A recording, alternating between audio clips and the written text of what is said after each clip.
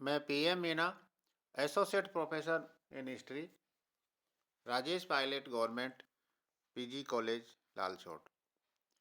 विद्यार्थियों, आज हम बीए पार्ट सेकंड हिस्ट्री के सेकंड पेपर में आज जो हमारे भारतीय संस्कृति के मूल आधार है, उसमें हमारी संस्कृति में जो संस्कार है उन पर आज हम चर्चा करेंगे।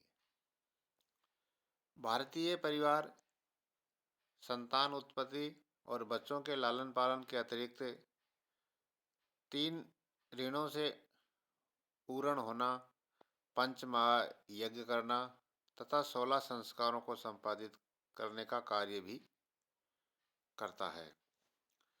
संयुक्त परिवार में बच्चा आपसी प्रेम, सहयोग, दया, सहानुभूति, माता पिता तथा गुरुओं का आदर करना तथा संतोष आदि गुणों को सरलता से सीखता है। जो हमारे 3 ऋण है, जिन्हें धर्मशास्त्र के अनुसार प्रत्येक गृहस्थी को इन तीनों ऋणों के पर जो एक भार होता है, उनको संपन्न करके और उनसे पूर्ण होने का प्रयास करता है। इसमें जो 3 ऋण है वह है पितृऋण, ऋषि ऋण और देव ऋण। पहला जो पितृऋण है, उसमें माता पिता बच्चे को जन्म देकर उसका पालन पोषण करते हैं और उसे जीविकोपार्जन के योग्य बनाते हैं। इसीलिए प्रत्येक पुत्र पर अपने पिता का ऋण होता है। अतः पुत्र को चाहिए कि वह भी संतान उत्पन्न करे और उसे योग्य बनाकर और इस ऋण से मुक्त हो। दूसरा जो ऋण होता है वो होता है ऋषि ऋण।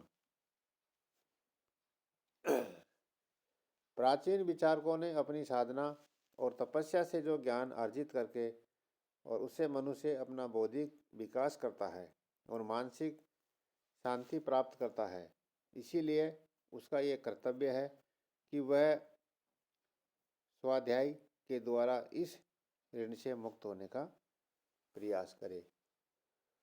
और तीसरा जो ऋण है वो है देव ऋण। भारतीय विचारकों के अनुसार मनुष्य को जीवन यापन के साधनों में देवताओं से प्राप्त हुए हैं। इसके अतिरिक्त उन्होंने समय समय पर मनुष्य की रक्षा की है, इसीलिए हम सभी उनके ऋणी हैं। अतः मनुष्य का यह कर्तव्य है कि वह यज्ञ के द्वारा देव ऋण से मुक्ति होने का प्रयास करे। हालांकि इनके अतिरिक्त 2 ऋण और होते हैं। एक तो होता है अतिथि ऋण और दूसरा है भूत यज्ञ। हमें अतिथियों से और जीवधारी प्राणियों से समय समय पर ज्ञान सहयोग मिलता रहता है, इसलिए हम उनके ऋणी हैं।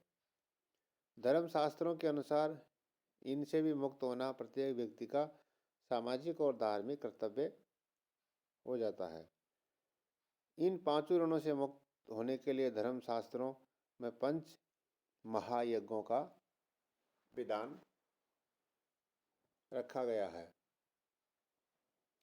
ये पंच महायज्ञ धर्मशास्त्रों के अनुसार प्रत्येक परिवार में प्रत्येक व्यक्ति को प्रतिदिन निम्न यज्ञों को करने चाहिए, जो इस प्रकार है।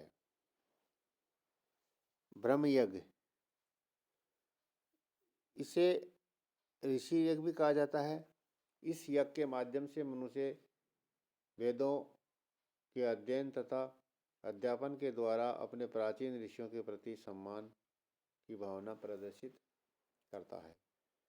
देवयज्ञ, ये विश्वास किया जाता है कि मनुष्य देवताओं की कृपा से ही सब कुछ प्राप्त करता है। इसीलिए देवताओं को प्रसन्न करने के लिए तथा उनके प्रति कृतज्ञता प्रकट करने के लिए जो हवन आदि किया जाता है उसे देवयज्ञ कहा जाता है। प्रत्येक व्यक्ति को प्रातः और सायं अग्नि, इंद्र, सोम, प्रजापति और पृथ्वी आदि देवताओं के नाम के साथ स्वाहा कहकर अग्नि में घी, दूध और दही आदि की आहुति डालकर हवन करना चाहिए। पितृयज्ञ। प्रत्येक मनुष्य पर उनके पितरों का ऋण होता है, उसको चुकाना उसका कर्तव्य है। परिवार के मृतक सदस्यों को पितर कहा जाता है। मनुष्य अपने पितरों को आदर देने के लिए उनकी स्मृति में जो श्राद्ध एवं तर्पण का आयोजन करता है उसे पितृ यज्ञ कहते हैं। मनुष्य यज्ञ, इसे अतिथि यज्ञ भी कहा जाता है। मनुष्य अपने कर्तव्यों का पालन करता हुआ घर में आए हुए अतिथियों का सत्कार करता है, उसे मनुष्य यज्ञ कहता है। इसमें साधुओं को भोजन और वस्त्र आदि देना, द्वार पर आए हुए व्यक्ति को खाली हाथ नहीं लौटने देना आदि इसी यज्ञ के अंतर्गत आते हैं। भूत यज्ञ। प्रत्येक परिवार को भोजन करने से पहले कुत्ते, कौवे, गाय आदि जीवों को भोजन डालना चाहिए, इसे भूत यज्ञ कहा जाता है। इससे अन्य प्राणियों के प्रति उनके कर्तव्यों की जानकारी होती है। इन 5 यज्ञों का पालन अपने दैनिक जीवन में करता हुआ प्रत्येक गृहस्थ सुखी जीवन व्यतीत करता है। इससे सफल जीवन के आदर्श निहित है। तो इस प्रकार हमारे एक तरह से पंचरण और पंच महायज्ञ ये हमारी संस्कार और संस्कृति के भाग है। अब हम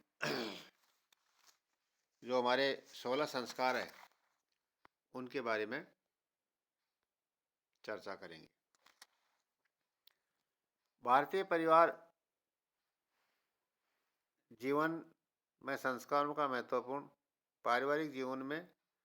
भारतीय पारिवारिक जीवन में संस्कारों का महत्वपूर्ण स्थान है। संस्कारों से मनुष्य की शारीरिक, मानसिक, बौद्धिक, चारित्रिक एवं व्यक्तित्व का पूर्ण विकास संभव हो सकता है। धर्म शास्त्रों में जन्म से मृत्यु तक 16 संस्कारों की व्यवस्था की गई है, जिनका पालन करना प्रत्येक परिवार का कर्तव्य माना जाता है। इसमें पहला है गर्भाधान संस्कार। जिस क्रिया के माध्यम से पुरुष स्त्री के गर्भाधान में अपना वीर्य स्थापित करता है उसे गर्भाधान संस्कार कहा जाता है। ये कार्य शुभ दिन में होना चाहिए और इस के लिए पुरुष की आयु 25 और स्त्री की आयु 16 वर्ष से कम नहीं होनी चाहिए। पुष्वन। गर्भधारण के 2-3 महीने पश्चात ये संस्कार किया जाता है। इसमें देवताओं को सुंदर, स्वस्थ और सुयोग्य पुत्र प्राप्ति की प्रार्थना की जाती है। गर्भ धारण करने वाली स्त्री की प्रशंसा की जाती है। गर्भ की रक्षा हेतु उसे कुछ आयुर्वेदिक औषधियाँ भी दी जाती है। सीमांतोन्नयन, यह संस्कार गर्भकाल का तीसरा संस्कार है। पति अपनी गर्भिणी स्त्री के तीसरे या चौथे माह में उसको केशों को सजाकर उनके बीच मांग निकालता है, इसे सीमांतोन्नयन संस्कार कहा जाता है। इस अवसर पर एक विशेष उत्सव का आयोजन होता है।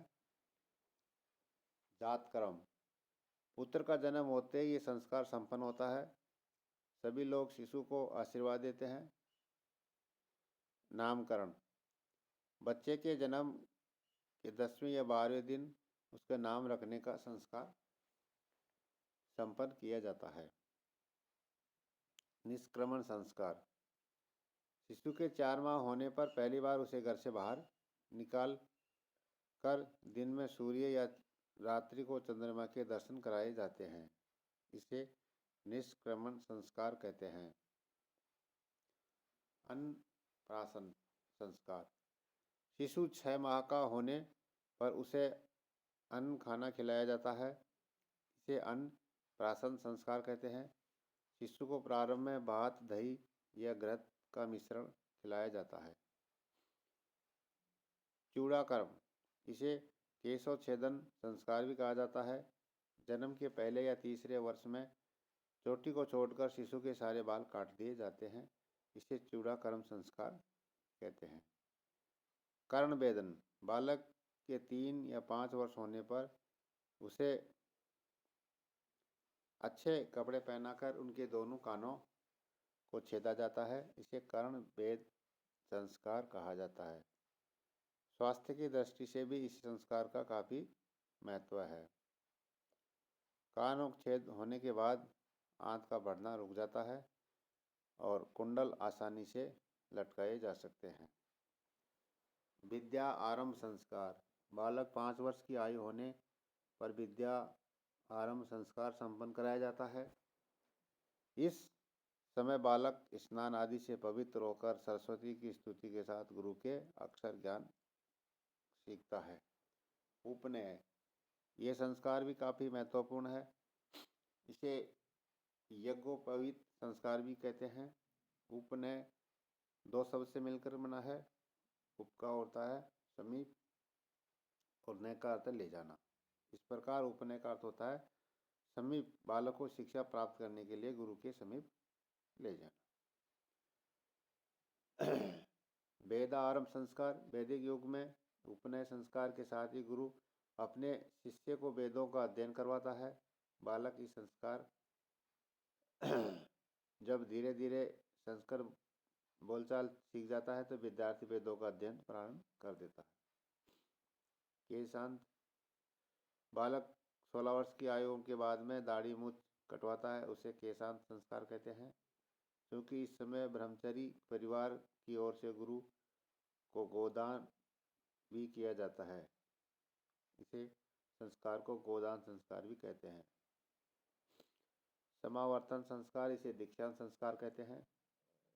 विद्यार्थी वेदों अध्ययन पूर्ण होने के बाद में आचार्य को दक्षिणा देकर उसका आशीर्वाद लेकर वापिस घर लौटता है, इसे समावर्तन संस्कार कहते हैं।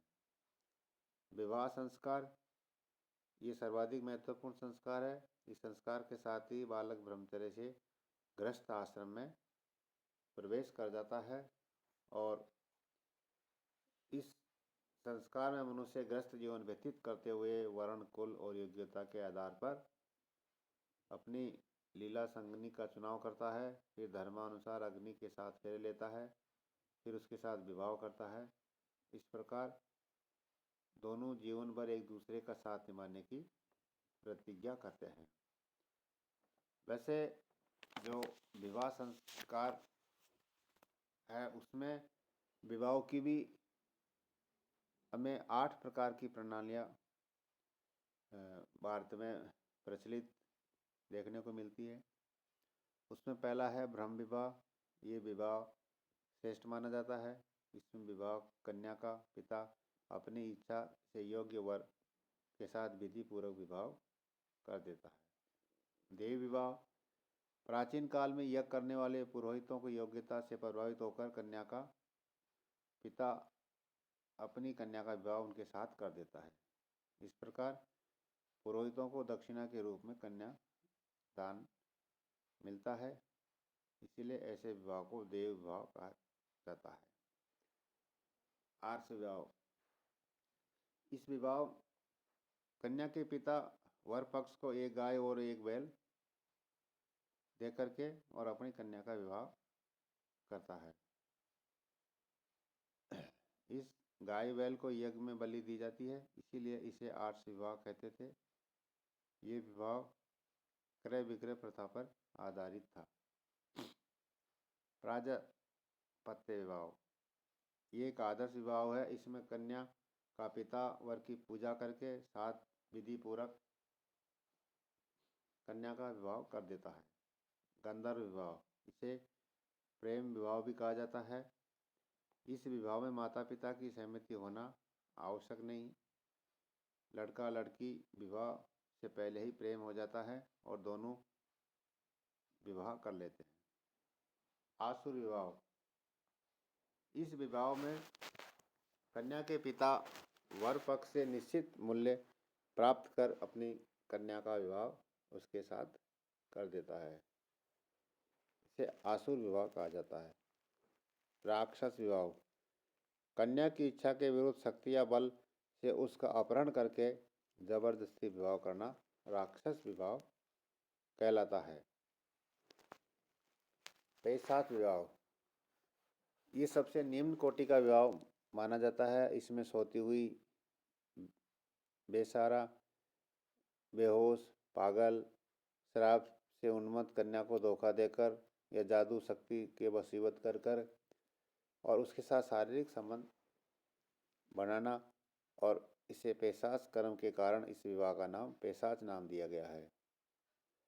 आधुनिक युग में इसे बलात्कार को हम पैशाच कर्म कह सकते हैं। तो इस तरह से 8 प्रकार के विवाहों का उल्लेख हमारे संस्कारों में मिलता है। इसके अलावा अंतर्जातीय विवाह भी हमें देखने को मिलते हैं, जिसमें अनुलोम और प्रतिलोम विवाह, और वैसे सगोत्र, सहप्रवर और सहपिंड विवाह को हमारे धर्मशास्त्रों में वर्जित माना गया है।